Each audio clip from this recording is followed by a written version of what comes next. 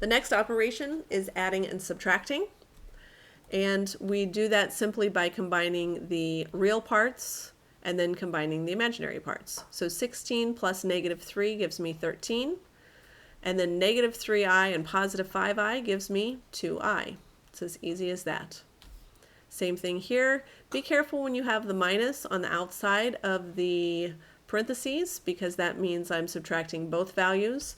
I find it easier to keep, flip, change, change, or ching, ching, ching. Now I have 8 plus positive 2, which is 10, and 7i plus negative 3i, which is plus 4i. So be very careful when you're subtracting that you keep, flip, change. Here are a couple of addition subtraction questions for you to try. They are a little bit more difficult, but do the best that you can and then press play to see how you did.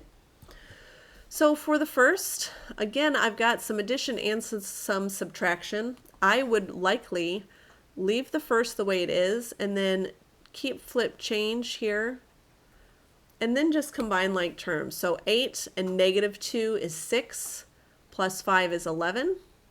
So I've added the real parts and now the imaginary parts. Negative 3 and negative 4 is negative 7i, plus 7i gives me 0 i's, so I would probably just write that as 11. If they needed me to write that with the imaginary part, I would say plus 0i. For my next one, I have a lot of students who try to turn them all into a common denominator. You don't need to do that. I just need these two to have a common denominator, and these two. So I have 3/5, which I'm going to write by multiplying by 2 as 6/10.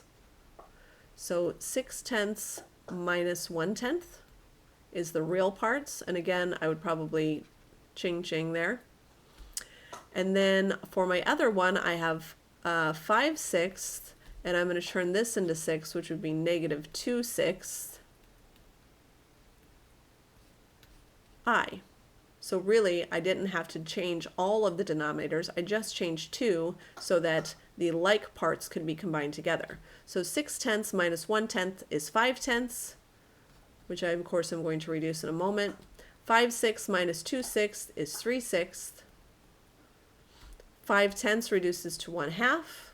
3/6 also reduces to 1/2.